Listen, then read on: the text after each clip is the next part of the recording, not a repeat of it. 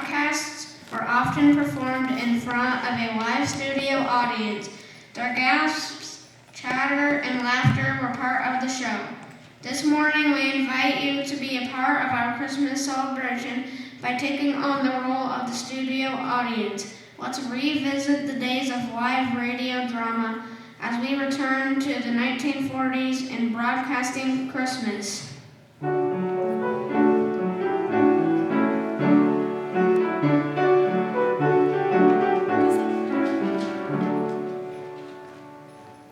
You're listening to W Joy Radio, where it's all joy and all the time. And now it's time for the Gumshoe. Today's episode is the case of the missing Christmas.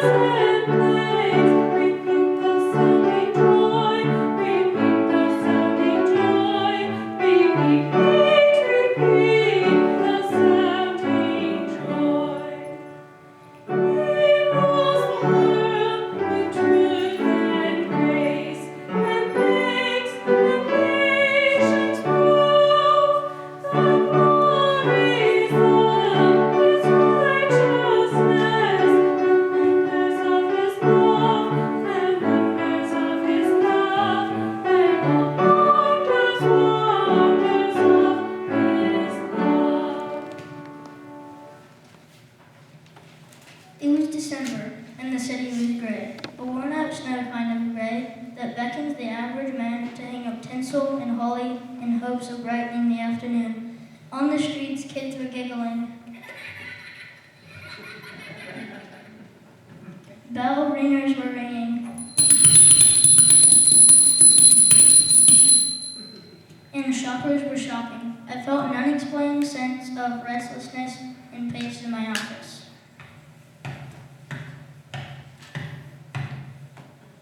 Suddenly, there was a knock on my door. Then she entered. I could tell she was troubled. She had a searching look on her face. My name is Etta Place. Come in, Miss Place. How can I help you? I'm looking for something. I can't seem to find Christmas. Christmas? That's right. I thought I had it, but apparently I don't. I seem to be missing Christmas. You'll pardon me, Miss Place, but how can you be missing Christmas? Just take a look. Christmas is everywhere. Holly, tinsel, lights, decorated trees, and good wishes from your family and friends and family. How can you be missing Christmas? I know it must seem silly, but those are just things. Oh, Mr. Gumshoe, I want to know the real Christmas, the true meaning. Can you help me? Don't worry, Miss Place. Gil Gumshoe's on the job. I'll see what I can do. Oh, thank you, Mr. Gumshoe, thank you. We left the office.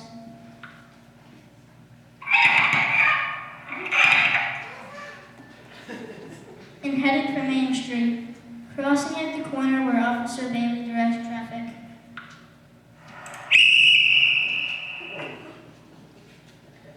I bought a newspaper from the boy at the corner.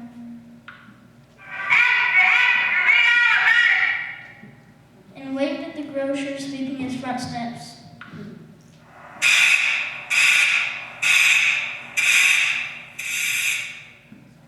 And helped a woman who dropped her packages.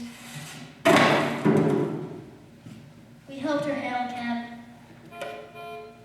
Then we went to work.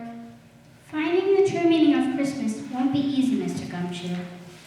True, but we can't give up. Let's start looking near the toy store.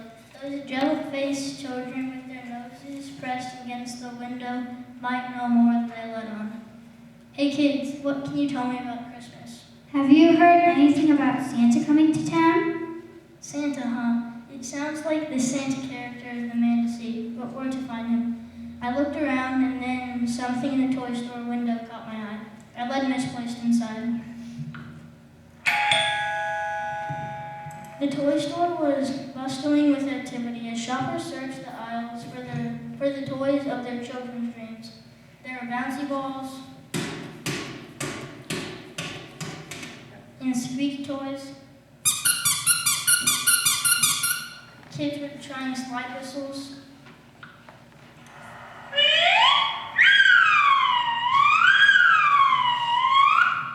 Then drums.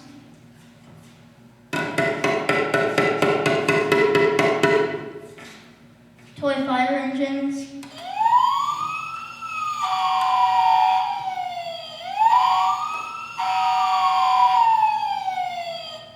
And kazoos. Music boxes were playing.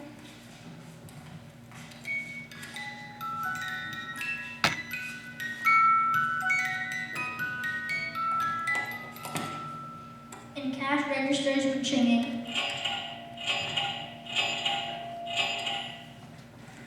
The store was full of excitement, with the sights and sounds of everyone making their purchases. And then I saw him. He was a jolly man. He wore a red suit and the weary expression of someone who heard one too many requests for a shiny new radio flyer wagon. As the last of the children left, we approached and asked him about the true meaning of Christmas. The true meaning of Christmas. Listen, Mac man. I'm just a department store Santa. I sit here in the corner all day and listen to the kids read the Christmas list. This little girl wants a baby doll that says mama, and that one wants one that cries, and the boys, baseball gloves and slingshots and model airplane kits. Gimme, gimme, gimme. The true meaning of Christmas, I don't know, but I don't think you'll find it here. It was obvious that we were barking up the wrong tree. We left the toy store and went looking for another lead. It wasn't long before we came upon a group of carolers.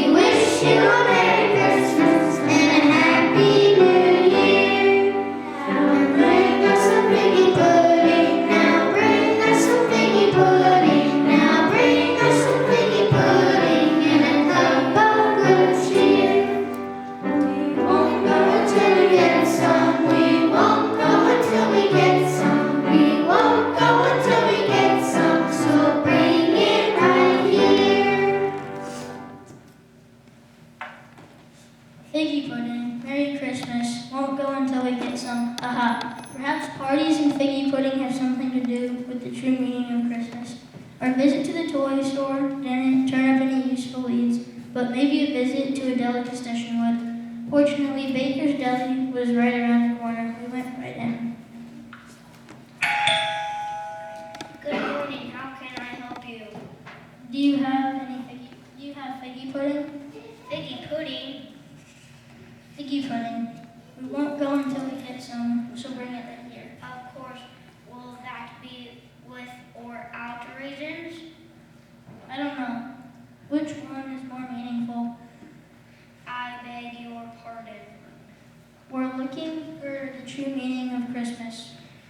And pudding, I don't think I understand. You've heard the song, Yes. so bring us some figgy pudding and bring it right here. Of course, the customers are, as always, right. Here you go. Thank you.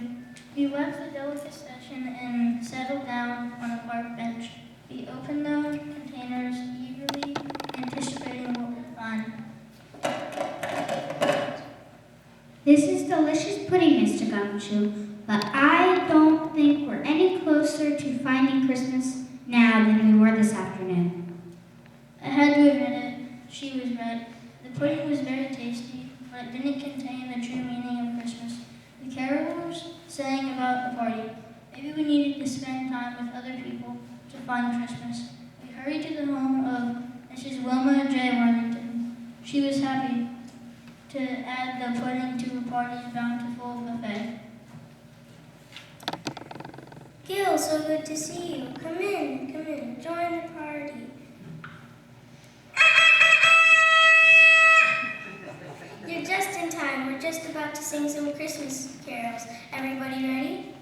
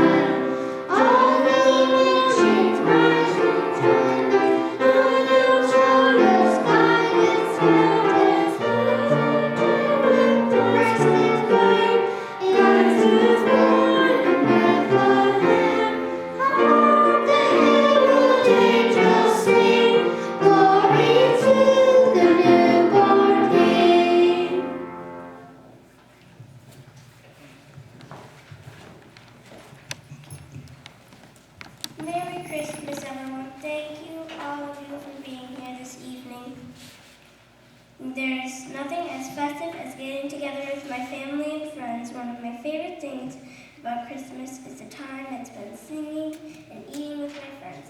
Even more important is getting together to remember the birth of our Savior. And as the song says, God and sinners are reconciled. As we left Mrs. Worthington's house, Miss Place was obviously deep in thought. Mr. Gumshoe, what did Mrs. Worthington mean by God and sinners being reconciled? I wasn't sure myself, but just then we walked past the church. Sitting on the front steps were the baker and the toy store Santa. Hello, how was the pudding? Did you find the true meaning of Christmas yet? No, we're still looking. Me too. Your visit to the toy store got me thinking, so I decided to look for the true meaning myself. I was curious too after you bought the pudding. So here we are looking for the true meaning of Christmas. Just then, we heard the voices coming from the church, so we headed inside. And it came to pass in those days from Caesar Augustus that all the world should be registered. This census first took place while Quirinius was governing Syria, so all went to be registered, everyone to his own city. Joseph also went up to Galilee, out of the city of Nazareth into Judea to the city of David, which is called Bethlehem, because he was of the house and lineage of David, to be registered with Mary, his betrothed wife, who was with child. So it was that while they were there, the days were completed for her to be delivered. And she brought forth her firstborn son, and wrapped him in swaddling clothes, and laid him in a manger, because there was no room for them in the inn. Now there were in the same country shepherds living out in the fields, keeping watch over their flock by night. And behold, an angel of the Lord stood before them, and the glory of the Lord shone around them, and they were greatly afraid. Then the angel said to them, "Do not be afraid, for behold, I bring you good tidings of great joy, which will be to all people. For there is born to you this day in the city of David a Savior, who is Christ the Lord. And this will be a sign to you: you will find a babe wrapped in swaddling clothes, lying in a manger." And suddenly there was an angel, a multitude of heavenly hosts, praising God and saying,